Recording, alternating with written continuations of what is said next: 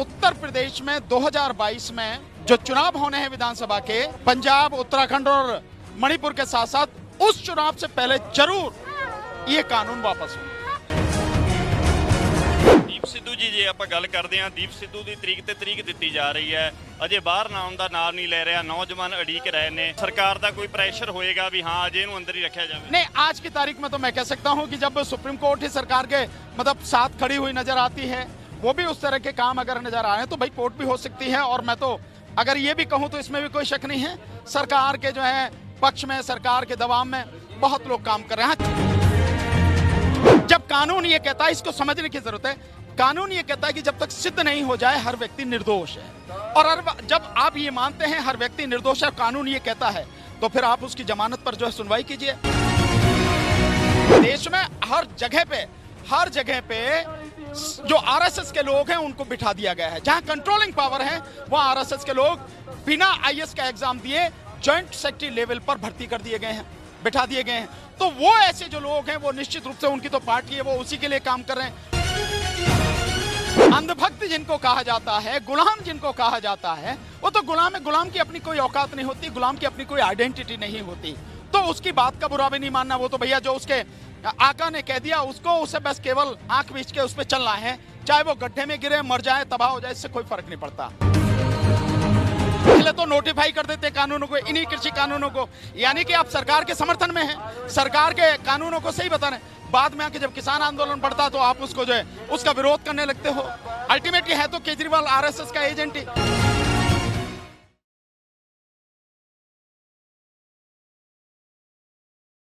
किसानी संघर्ष ਦੇ ਵਿੱਚ ਅਹਿਮ ਯੋਗਦਾਨ ਪਾਉਣ ਵਾਲੇ ਉੱਘੇ ਵਕੀਲ ਬਾਨੂ ਪ੍ਰਤਾਪ ਜੀ ਸਾਡੇ ਨਾਲ ਨੇ, ਗੱਲਬਾਤ ਕਰਦੇ ਆ। ਕਿਵੇਂ ਦੇਖਦੇ ਹੋ ਜੀ ਹੁਣ ਸੰਘਰਸ਼ ਨੂੰ, ਕਿਉਂਕਿ ਤੁਸੀਂ ਵਕੀਲ ਹੋ, ਦੁਨੀਆ ਦੇ ਵਿੱਚ ਵਿਚਰਦੇ ਹੋ, ਪੜ੍ਹੇ ਲਿਖੇ ਹੋ, ਅੱਜ ਦਾ ਸੰਘਰਸ਼ ਕਿਵੇਂ ਦੇਖਦੇ ਹੋ ਤੁਸੀਂ?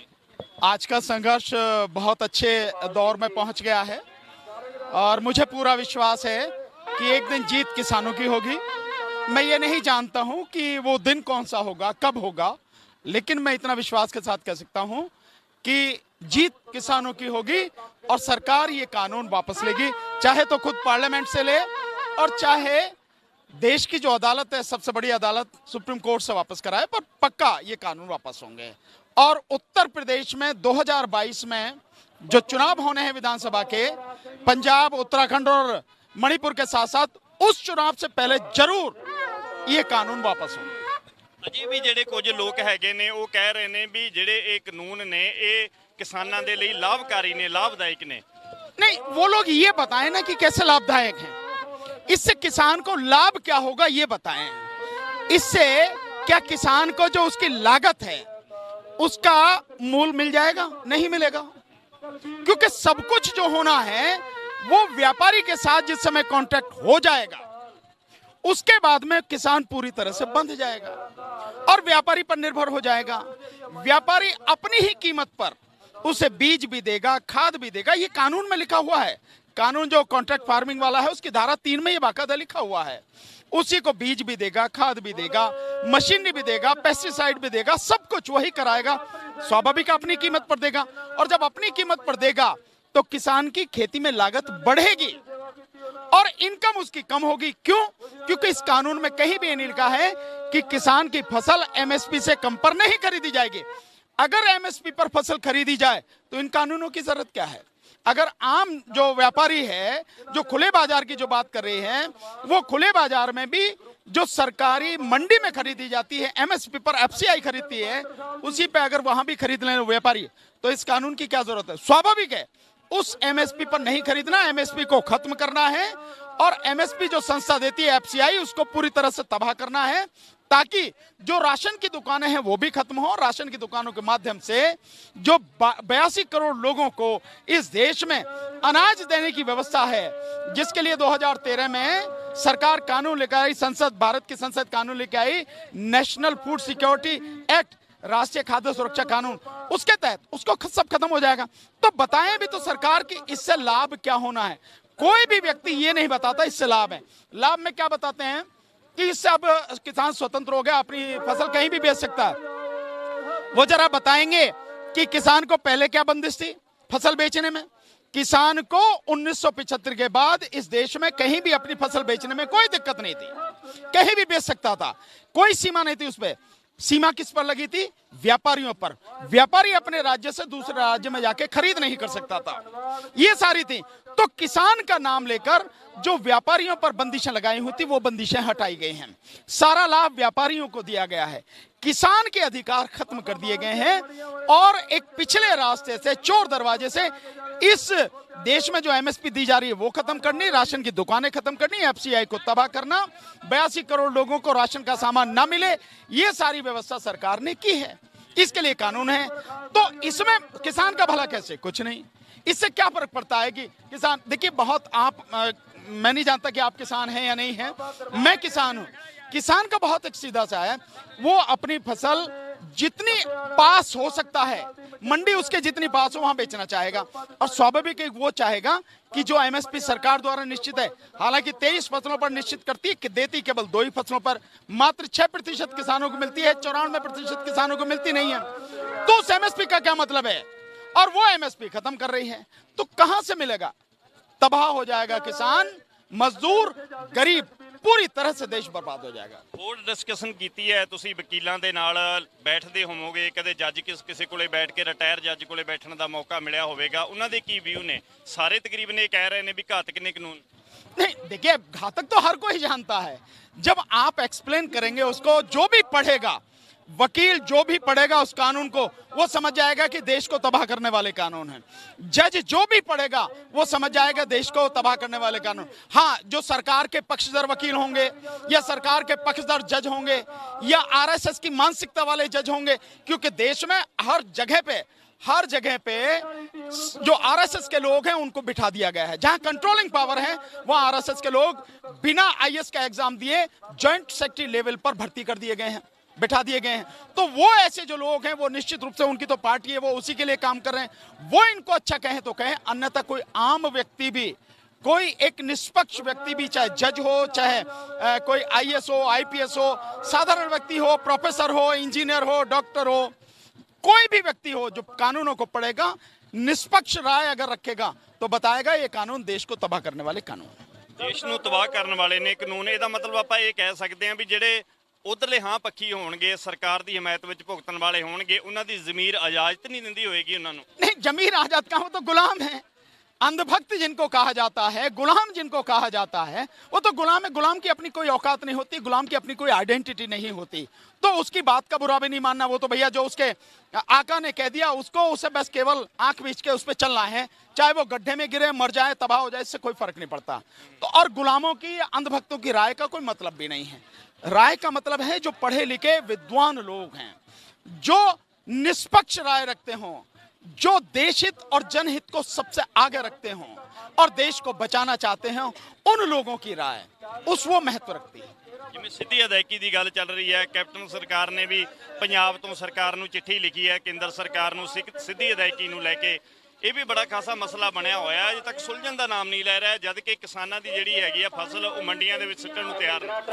देखिए, चाहे कैप्टन साहब हो या कोई भी हो, इवन दिल्ली में आप हैं तो केजरीवाल पहले तो नोटिफाई कर देते हैं कानूनों को, इन्हीं कृषि कानूनों को, यानी कि आप सरकार के समर्थन में हैं, सरकार के कानूनों को सही बता रहे हैं। बाद में आके जब किसान आंदोलन बढ़ता है तो आप उसको जो है उसका विरोध करने लगते हो।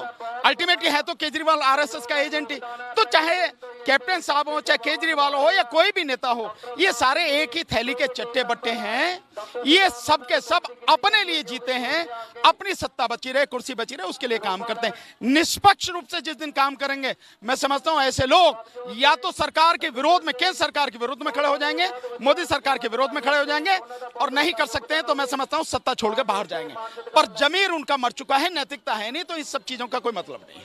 ਦੀਪ ਸਿੱਧੂ ਜੀ, ਜੇ ਆਪਾਂ ਗੱਲ ਕਰਦੇ ਹਾਂ, ਦੀਪ ਸਿੱਧੂ ਦੀ ਤਰੀਕ ਤੇ ਤਰੀਕ ਦਿੱਤੀ ਜਾ ਰਹੀ ਹੈ, ਅਜੇ ਬਾਹਰ ਨਾ ਆਉਣ ਦਾ ਨਾਮ नहीं ले रहा, नौजवान अड़ीक रहे ने, कानूनी तौर के ऊपर तुसी किवें देखदे? मैं ये मानता हूं, देखिए कोर्ट, जहां तक आप डेट की बात कर रहे हैं, ये बेल मैटर की बात है। बेल मैटर जो होता है सबसे इंपॉर्टेंट मैटर होता है, सबसे अर्जेंट मैटर होता है।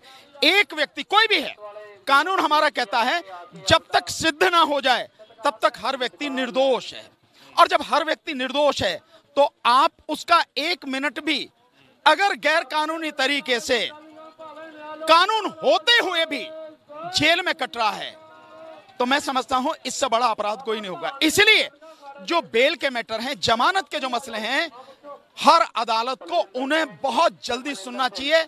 सबसे पहली प्रायोरिटी उसकी होनी चाहिए और डेट देने की बजाय तुरंत उस पर सुनवाई करनी चाहिए। फैसला चाहे जो भी करे, वो चाहे बेल दे ना दे, वो एक अलग बात है, ये तो कोर्ट का अपना व्यू है, पर मैं समझता हूं उसको सुनना तुरंत चाहिए, उसको डिले नहीं करना चाहिए। जितनी लगता भी सरकार का कोई प्रेशर होएगा भी हाँ अजय ਨੂੰ अंदर ही रखा जाए। नहीं, आज की तारीख में तो मैं कह सकता हूं कि जब सुप्रीम कोर्ट ही सरकार के मतलब साथ खड़ी हुई नजर आती है, वो भी उस तरह के काम अगर नजर आ रहे हैं तो भाई कोर्ट भी हो सकती है। और मैं तो अगर ये भी कहूं तो इसमें भी कोई शक नहीं है, सरकार के जो है पक्ष में, सरकार के दबाव में बहुत लोग काम कर रहे हैं। चंद लोग हैं, कुछ जज हैं जो निष्पक्ष रूप से काम करते हैं, निडर होकर काम करते हैं, और आज भी उनका जमीर जिंदा है, आज भी इंसानियत जिंदा है, और वो कानून के लिए, न्याय के लिए, संविधान को बचाने के लिए काम करते हैं। ऐसे जज आज भी हैं और ऐसे जजों को मैं वाकई में नमन करता हूं, और शायद ऐसे ही जजों की वजह से ये देश, इस देश की न्यायपालिका बची हुई है, अन्यथा बहुत कुछ खत्म हो चुका है। ਲਾ ਕੀ ਕਹਿੰਦਾ ਹੈ ਇਸ ਚੀਜ਼ ਨੂੰ ਲੈ ਕੇ ਵੀ ਦੀਪ ਸਿੱਧੂ ਨੇ ਜੋ ਕੀਤਾ,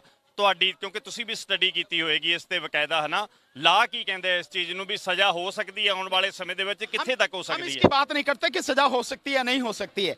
बेल का जो मसला है उसमें केवल एक चीज है, जब कानून ये कहता है, इसको समझने की जरूरत है, कानून ये कहता है कि जब तक सिद्ध नहीं हो जाए हर व्यक्ति निर्दोष है, और जब आप ये मानते हैं हर व्यक्ति निर्दोष है, कानून ये कहता है, तो फिर आप उसकी जमानत पर जो है सुनवाई कीजिए। और जमानत देने का केवल एक आधार होता है, एक, कि ये व्यक्ति जिस समय मुकदमा चलेगा कहीं भाग तो नहीं जाएगा। अगर ऐसा लगता है, उसका पिछला कंडक्ट या उसका व्यवहार, जो भी उसकी रिपोर्ट आ रही है, उससे ऐसा लगता है कि ये व्यक्ति भाग जाएगा, तो निश्चित रूप से कोर्ट जमानत नहीं देती है। या ऐसा लगे कि ये व्यक्ति बाहर निकल जाएगा, तो ये व्यक्ति दोबारा ऐसा अपराध करेगा, या कानून जो सबूत है उनके साथ में छेड़छाड़ करेगा, जो गवाह हैं उनको डराएगा, उनके साथ में छेड़छाड़ करेगा। पर मैं समझता हूं ऐसा तो कहीं दूर दूर तक भी नहीं है, ऐसा कहीं भी नजर नहीं आ रहा है। केवल ये आधार देखने के होते हैं, इसीलिए सुप्रीम कोर्ट ने बार बार कहा है bail is rule and rejection is exception, यानी बेल देना, जमानत देना एक नियम है, देनी चाहिए जमानत। और अगर जमानत की एप्लीकेशन आप खारिज करते हो तो ये अपवाद स्वरूप ही होना चाहिए, एक्सेप्शन होना चाहिए। ऐसे नहीं कि कोई भी आपने बेल ऐसी जो आई डिसमिस कर दी। तो ये सारी चीजें देखनी है। और देखने एक चीज और भी होती है, हमारा जो कानून है, जो हमारा क्रिमिनल लॉ है, फौजदारी का कानून है, उसका एक बेसिक जो प्रिंसिपल है, जो आधारशिला है उसकी, वो कहती है चाहे 100 के 100 गुनहगार छूट जाएं, लेकिन एक भी बेगुनाह को सजा नहीं होनी चाहिए। बहुत सिंपल सा है। तो मैं समझता हूं इन सारी चीजों को ध्यान में रखते हुए कोर्ट काम करना चाहिए, कोर्ट काम कर रही है। ਸ਼ੁਕਰੀਆ ਜੀ, ਬਹੁਤ ਬਹੁਤ ਧੰਨਵਾਦ ਜੀ। ਤੁਸੀਂ ਦੇਖ ਸਕਦੇ ਹੋ ਪੜ੍ਹੇ ਲਿਖੇ ਵਰਗ ਕਿੱਦਾਂ ਦੀ ਗੱਲ ਕਰਦਾ ਹੈ, ਵਕੀਲ ਨੇ, ਤੇ ਇਹਨਾਂ ਦਾ ਕਹਿਣਾ ਹੈ ਇੱਕ ਮਿੰਟ ਲਈ ਵੀ ਅਪਰਾਧੀ ਨੂੰ ਰੱਖਿਆ ਨਹੀਂ ਜਾ ਸਕਦਾ, ਅੰਦਰ ਨਹੀਂ ਰੱਖਿਆ ਜਾ ਸਕਦਾ ਜਦ ਤੱਕ ਉਹ ਨਿਰਦੋਸ਼ ਹੈ, ਉਦੋਂ ਤੱਕ ਉਹ ਨਿਰਦੋਸ਼ ਹੈ ਜਦੋਂ ਤੱਕ ਉਹਦਾ ਦੋਸ਼ ਸਾਬਤ ਨਹੀਂ ਹੋ ਜਾਂਦਾ। ਸਟੇਜ ਤੇ ਆ ਕੇ ਬੋਲਦੇ ਨੇ, ਨਿਰਪੱਖ ਬੋਲਦੇ ਨੇ, ਕਿਸਾਨਾਂ ਦੇ ਨਾਲ ਖੜਦੇ ਨੇ, ਆਪਣਾ ਫਰਜ਼ ਨਿਭਾ ਰਹੇ ਨੇ। ਸਰਕਾਰ ਨੂੰ ਵੀ ਇਹੀ ਅਪੀਲ ਕਰਦੇ ਨੇ ਵੀ ਕਾਨੂੰਨ ਜਿਹੜੇ ਉਹ ਵਾਪਸ ਲਏ ਜਾਣ, ਕਿਉਂਕਿ ਪੜ੍ਹੇ ਲਿਖੇ ਨੇ, ਸਟੱਡੀ ਕੀਤੀ ਹੈ, ਇਹਨਾਂ ਨੇ ਜਾਣਦੇ ਨੇ ਸੱਚ ਅਸਲ ਵਿੱਚ ਹੈ ਕੀ। ਜਦੋਂ ਲੱਖੇ ਸਿਧਾਣੇ ਹੁਣਾਂ ਦੀ, ਦੀਪ ਸਿੱਧੂ ਹੁਣਾਂ ਦੀ ਗੱਲ ਕਰਦੇ ਆ ਤਾਂ ਇਹੀ ਚੀਜ਼ਾਂ ਸਾਹਮਣੇ ਲੈ ਕੇ ਆਉਂਦੇ ਨੇ। ਨਿਰਦੋਸ਼ੀਆਂ ਨੂੰ ਜ਼ਿਆਦਾ ਟਾਈਮ ਜਿਹੜਾ ਹੈ ਉਹ ਜਦੋਂ ਤੱਕ ਦੋਸ਼ ਸਾਬਤ ਨਹੀਂ ਹੁੰਦਾ ਉਹਨੂੰ ਫੜ ਕੇ ਨਹੀਂ ਰੱਖਿਆ ਜਾ ਸਕਦਾ। ਜੁੜੇ ਰਹੋ ਸੁਰਖਾਬ ਟੀਵੀ ਤੇ, ਮੈਂ ਅਮਰਪ੍ਰੀਤ ਸਿੰਘ ਗੁੱਜਰਵਾਲ।